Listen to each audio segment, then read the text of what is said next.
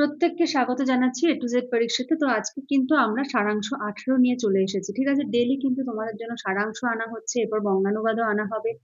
তারপরে হলো তোমাদের জন্য নতুন নতুন রিপোর্ট, প্রতিবেদন এগুলো কিন্তু আনা হচ্ছে। তো যারা যারা এখনো সাবস্ক্রাইব করনি অবশ্যই কিন্তু সাবস্ক্রাইব করে নিও। আর চলো আজকেরটা শুরু করি। দেখো কি বলেছে। বলেছে আগেকার দিনের ছেলেবেলা ছিল সরলতা ও আনন্দে ভরপুর। সরলতা ও আনন্দে ভরপুর। প্রকৃতিই ছিল তাদের খেলার সঙ্গী। সবুজ মাঠ, তালতলার ছায়া, নদীর ঘাট, ঘুড়ির লড়াই আর পাড়ার বন্ধুরা। হ্যাঁ, আগেকার দিনের ছেলেবেলা মানেই এগুলো। তখন অত টিভি, ফোন, হ্যাঁ, বিভিন্ন ধরনের নতুন নিত্য নতুন খেলনা এগুলো ছিল না। বইয়ের পাতার বাইরে ছিল জীবনের শিক্ষা, যেখানে দাদা ঠাকুরদার গল্প, মায়ের মমতা আর প্রতিবেশীর আন্তরিকতা গড়ে তুলত এক ভালোবাসার পৃথিবী।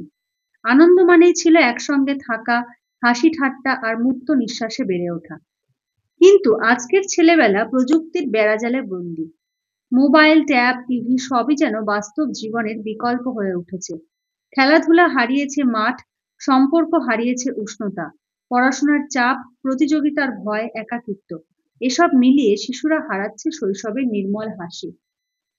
তবুও সব শেষ হয়ে যায়নি যদি আমরা তাদের হাতে ফিরিয়ে দিতে পারি প্রকৃতির সান্নিধ্য, গল্পের জাদু ও পারস্পরিক ভালোবাসার বন্ধন। তবে আবার জেগে উঠবে সেই হারিয়ে যাওয়া ছেলেবেলার আলো, কারণ শৈশবই হলো জীবনের সবচেয়ে পবিত্র এবং সৃষ্টিশীল অধ্যায়। মানে শৈশব থেকে কিন্তু একটা বাচ্চা তার গঠনটা শুরু হয়। হ্যাঁ, মানসিক গঠন, আচরণগত গঠন, সমস্ত রকম যে ডেভেলপমেন্ট গুলো এগুলো কিন্তু শৈশব থেকে শুরু হয়। তো এটা আমরাই তাদেরকে কিন্তু একটা সঠিক পথে নিয়ে আসার জন্য আমরাই এটার একটা ব্যবস্থা কিন্তু করতে পারি। আচ্ছা, লেখাটা শুরু করছি। দেখো শিরোনাম কি দিলাম, শৈশবের পরিবর্তিত ছায়া। ঠিক আছে? আচ্ছা, লিখলাম আগের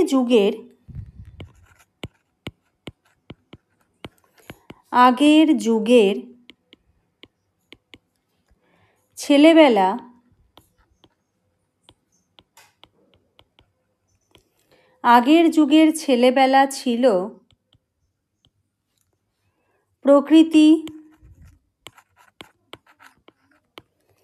প্রকৃতি, খেলা ও আন্তরিকতার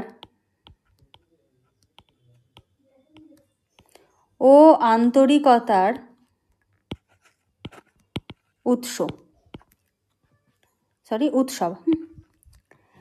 আজকের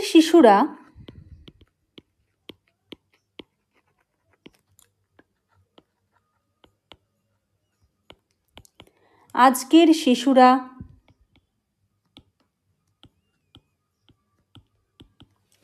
প্রযুক্তির জালে আবদ্ধ।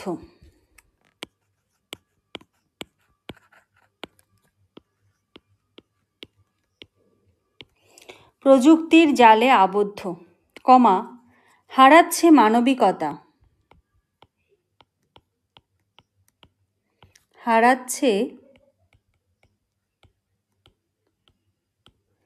মানবিকতা ও আনন্দের সরলতা।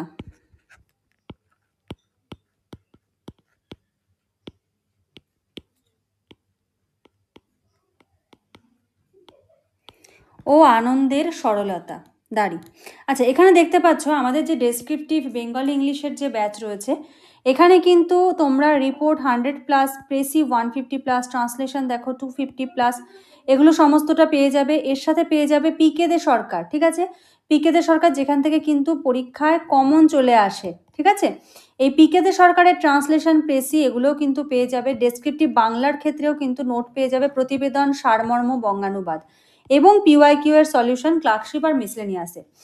এইগুলো হলো টোটালটা তোমাদের কোর্সের মধ্যে যা যা ইনক্লুড রয়েছে। এবারে আমরা এক্সট্রাভাবে স্টুডেন্টসদের কথা চিন্তা করে কিন্তু মেইনস পর্যন্ত আপডেটেড নোটসের পিডিএফ প্রোভাইড করছি, যেগুলো কিন্তু তোমরা প্রিন্ট করতে পারবে। এখানে সমস্ত কিছু তোমরা কিন্তু প্রিন্ট করে নিয়ে প্র্যাকটিস করতে পারবে, উইথ সলিউশন সমস্ত কিছু রয়েছে। এবং যত কারেন্ট টপিক তোমাদের এই এক্সামের আগে পর্যন্ত ইম্পর্টেন্ট মনে হবে সমস্তটা কিন্তু করিয়ে দিতে হবে। কারণ এই যে মিসলেনিয়াসের যে এক্সাম গেল, সেখানে তোমরা দেখেছো যে একদম রিসেন্ট ঘটনা থেকে কিন্তু মিসেলেনিয়াসে প্রশ্ন তুলে দিয়েছে। তো ক্লার্কশিপের ক্ষেত্রেও কিন্তু দিতে পারে, দেবে না এমন কোনো কথা নেই। তো তৈরি কিন্তু প্রত্যেককে হয়ে যেতে হবে, ঠিক আছে? আচ্ছা, তো সারাংশটাতে এবার লাস্ট টাইম লিখবো। আচ্ছা, এটা দেখো আমাদের যে ডেসক্রিপটিভ বেঙ্গলি ইংলিশের ব্যাচ হলো এটা হলো এসআই মেইনসের ব্যাচ। মেইনসের অল ওভার সব কিছু, অল সাবজেক্ট, সমস্ত সাবজেক্ট কিন্তু করানো হয় এসআই মেইনসের। আর ডেসক্রিপটিভ বাংলা ইংলিশ তো রয়েছে, ঠিক আছে? লাস্ট লাইনটা এবার দেখো কি লিখবো। তাই প্রয়োজন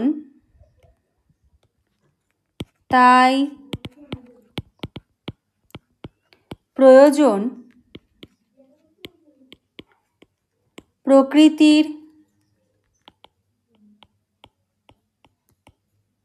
সান্নিধ্যে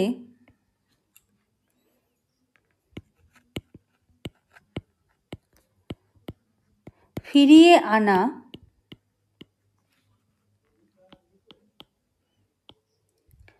শৈশবের নির্মল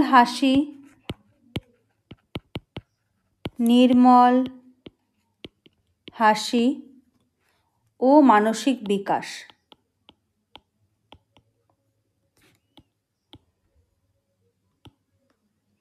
ঠিক আছে? তো এই হলো আজকের সারাংশটার লেখা। তোমরা তোমাদের মতো করে কিন্তু লিখো, ঠিক আছে? বা যদি ধরো কোনো সারাংশ তোমরা সলভ করতে তোমাদের প্রবলেম হচ্ছে, সেটাও কমেন্ট সেকশনে কিন্তু জানাতে পারো যে এই সারাংশটা আমাদের সলভ করতে অসুবিধা হচ্ছে। তো আমিও কিন্তু সেটা করে দেওয়ার আপ্রাণ চেষ্টা করব। আর ব্যাচ সম্বন্ধে ডিটেলস জানতে হলে স্ক্রিনে দেওয়া নাম্বারটায় যোগাযোগ করো, হোয়াটসঅ্যাপ করো বা কল করে নাও, নিয়ে সমস্ত ডিটেলসটা তোমরা জেনে নাও, ঠিক আছে? চলো আজকের মতো শেষ করছি। নেক্সট ক্লাসে আবার দেখা হবে, কথা হবে। আজকের মতো এইটুকুই। Thank you.